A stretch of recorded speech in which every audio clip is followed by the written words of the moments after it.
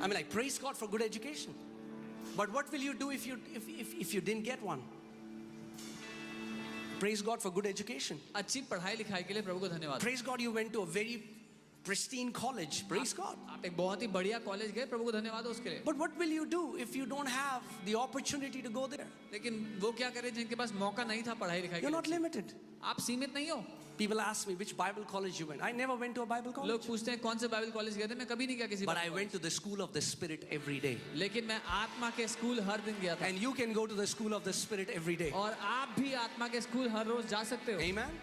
Now, if you have an opportunity to go to a good Bible college, praise God. अगर अच्छे Bible college जाने का मौका मिले तो प्रभु को धन्यवाद हो. But if you don't have it, लेकिन अगर नहीं है you're not limited. तो आप सीमित नहीं हो. You're not limited. आप सीमित नहीं हो. Once the Spirit of God came to dwell in you, you are not limited by natural limitations. एक बार पवित्र आत्मा आपके अंदर रहने के लिए आ गया तो शारीरिक सीमाओं से आप सीमित नहीं होते. Oh, yes, I didn't do MBA. ओ पास्टर मैंने MBA नहीं करा. You can be the biggest businessman in the city even though you have not done any business administration course. आप शहर के सबसे बड़े बिजनेसमैन हो सकते हो बिना बिजनेस एडमिनिस्ट्रेशन का कोर्स किए हुए. Amen. In fact, sometimes our natural learning becomes a hindrance and you have to unlearn many things if you want the Holy Spirit to flow through you. बल्कि कई बार जो हमारा स्वाभाविक प्रशिक्षण है जो हमने पढ़ाई लिखाई की है वो एक रुकावट बन जाता है पवित्र आत्मा के काम करने के लिए. तो वो सब भुलाना पड़ता है ताकि पवित्र आत्मा हमारे द्वारा कुछ कर सके.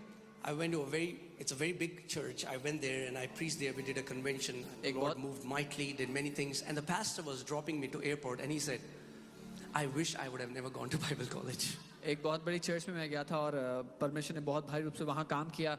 सभा के बाद जब पास्टर मुझे ड्रॉप करने जा रहे थे वो कहते काश कि मैं कभी बाइबल कॉलेज ना गया होता.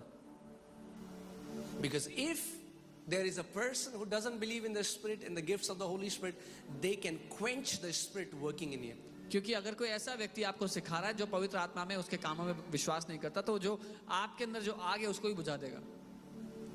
Amen.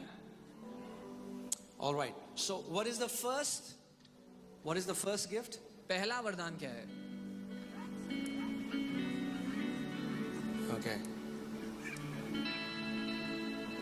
Word of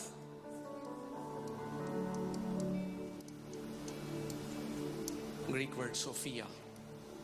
Now, this is not earthly wisdom. ये दुनियावी बुद्धि नहीं है. This word comes from the word fragment or a portion. ये जो शब्द है यहाँ पर वर्ड ये टुकड़े से आता है, टुकड़ा या हिस्सा. And wisdom